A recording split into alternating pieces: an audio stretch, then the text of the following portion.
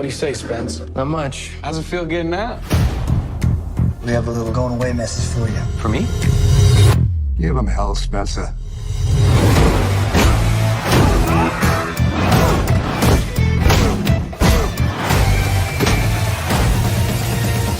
Gotcha. Hello, welcome to our Recap Plus channel with me, Matthew. Today we will watch a recap movie called Spenser Confidential, released in 2002. This is a spoiler content video. So please turn on the subtitle and let's start the story.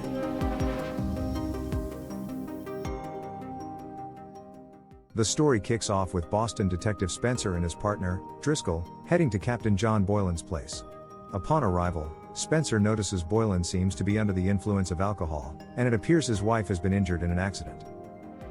Spenser provides a voiceover to a judge, discussing his investigation into Boylan's suspected role in Gloria Wisniewski's murder. During the testimony, he elaborates on his visit to Boylan's residence. The tension escalates as Spenser vehemently confronts Boylan, simultaneously arguing that his actions were justified. Spenser is serving a 5-year prison sentence, nearing its end as the story progresses. While behind bars, Spenser befriends Squeeb, a fellow convict with ties to an Aryan supremacist. Squeeb and the group surround Spenser, delivering a parting message. After a brawl, Spenser manages to fend off the group before his release. Upon getting out, Spenser's close friend and business partner, Henry Samley, greets him.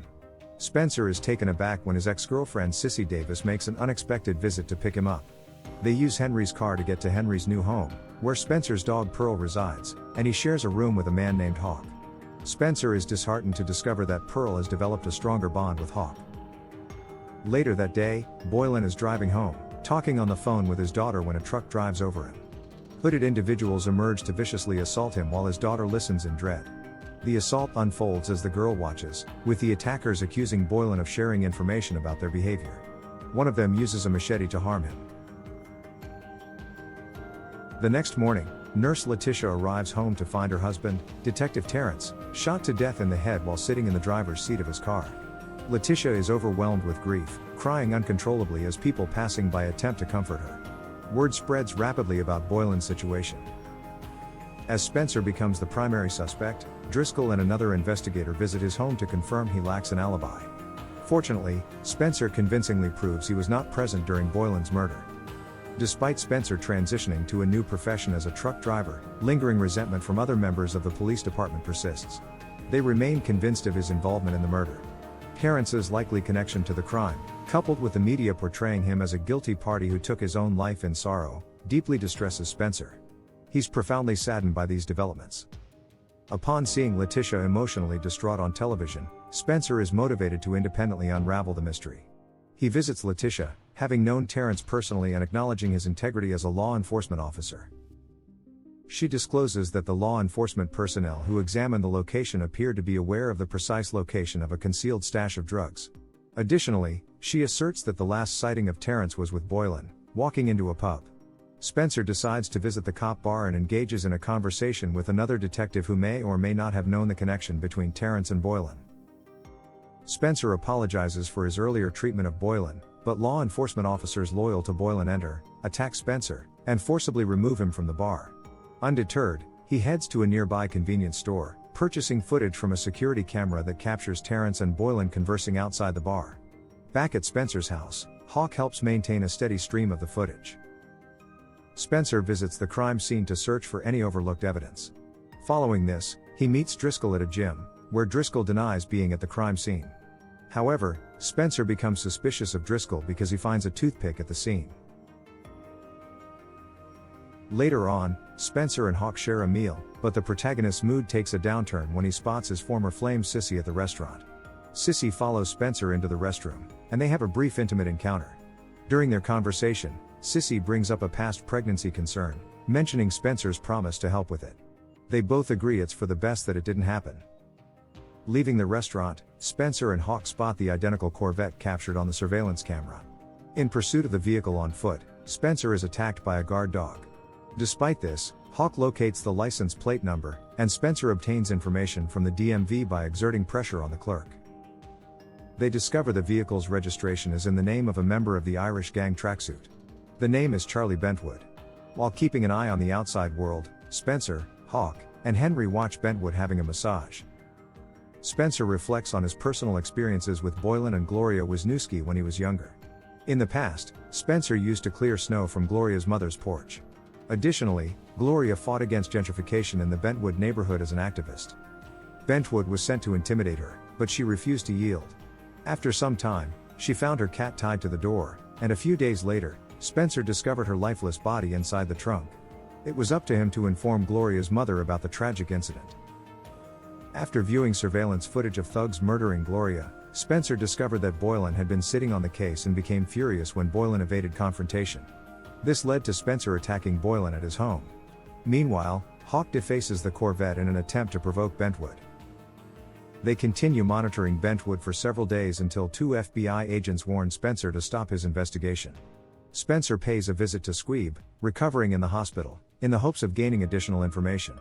He convinces Squeeb to comply, showing him footage of Hawk on a date with Squeeb's girlfriend, shot by Henry. Initially resistant, Squeeb eventually agrees, divulging the vital word, Wonderland. With the assistance of journalist Wayne Cosgrove, Spenser and Hawk discover that Wonderland is a gambling scam run by corrupt police officers and a group of criminals. When Spenser visits the area to investigate, he is confronted by 2 gang members and is eventually forced to retreat. Boylan's funeral is conducted with the highest military honors customary for a law enforcement officer, while Terrence's funeral is more low-key, attended only by close friends and family. Meanwhile, Driscoll and his associate, Macklin, discuss a sensitive topic with the possibility of exposure. Spenser visits a restaurant where he is recognized by the Trinitarios gang, leading to a brutal machete attack. He defends himself until Hawk arrives in a car to assist. Knowing the Trinitarios are now aware of his identity and may target him, Spenser decides to conceal Pearl and Hawk with Sissy for their protection. Later, he visits Letitia's vandalized house, and she gives him an audio tape that Terrence maintained between himself and Boylan. The tape proves Boylan was a corrupt cop, and Bentwood, Macklin, and Driscoll were implicated in his illicit operations. It also reveals that Driscoll made the fatal blow. Fueled by an unwavering commitment to justice, Spenser delivers the audio evidence to the FBI, hoping it will be enough to bring down the elusive Driscoll. Unfortunately, the feds find the evidence lacking, leaving Spenser no choice but to take matters into his own hands. With determination etched across his face, he tracks down the elusive Bentwood, a man with crucial information about a narcotics shipment destined for the enigmatic Wonderland. The interrogation is nothing short of brutal, but Bentwood eventually cracks, revealing the shipment's impending arrival. Time is of the essence, and Spenser and his steadfast partner Hawk waste no time in locating the truck. A high-speed chase ensues, leading to a heart-pounding showdown on the road. 2 crooks meet their end, and a hidden stockpile is uncovered. As if on cue, Driscoll's menacing voice slices through the chaos, revealing his involvement and chillingly kidnapping Henry, Spenser's dear friend. The countdown begins, forcing Spenser to make a daring rendezvous in Wonderland within the hour.